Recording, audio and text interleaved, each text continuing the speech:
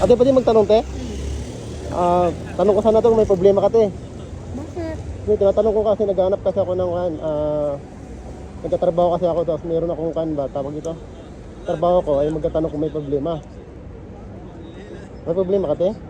Saan? Nagtatrabaho kasi sa Jupiter. Ah, wala. Wala akong problema, sayang naman kung may problema ka sana. Kasi, Problema ko pera.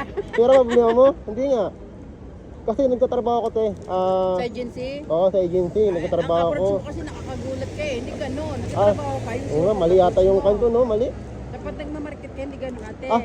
Meron ka bang kakilala na may problema sa mga pwede kasi nagtatrabaho ko sa ganito ganyan. Di ako na mag-open sa'yo kung meron ako wala.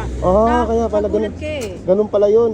6 years ako sa marketing boy na trabaho. Huwag ganun ang approach mo. Nakakagulat ka eh. Gulat pala siya, ate. Sorry naman, te. Pero ganun mo yung kamay mo, te.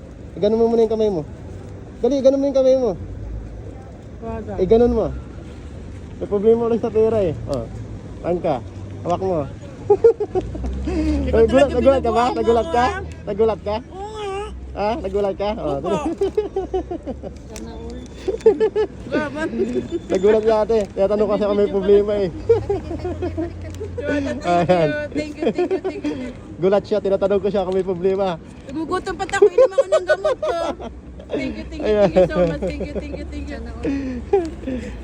Nagulat siya kung may problema. Thank you. Hindi ka makain. Ano masabi mo? Ano masabi mo? Thank you so much. Galit siya eh. Galit siya eh. Hindi, kasi nga nagulat ako sa tanong ako. Kaya naman, kumakain ako. Tapos binanyan ako. Ayan, te. Thank you. Thank you kaya na kay Busing TV. Kay Busing TV po. Shoutout mo lang si Busing TV. Shoutout mo na lang si Busing TV. Bossing TV, thank you so much. Nagulat ako. Sarap ng kain ko eh. Thank Ayan you. po. Congrats po. Congrats po. Thank you. Ikaw yung nagustuhan ko kasi kumakain ka eh. Thank you po. Sige po. Thank you.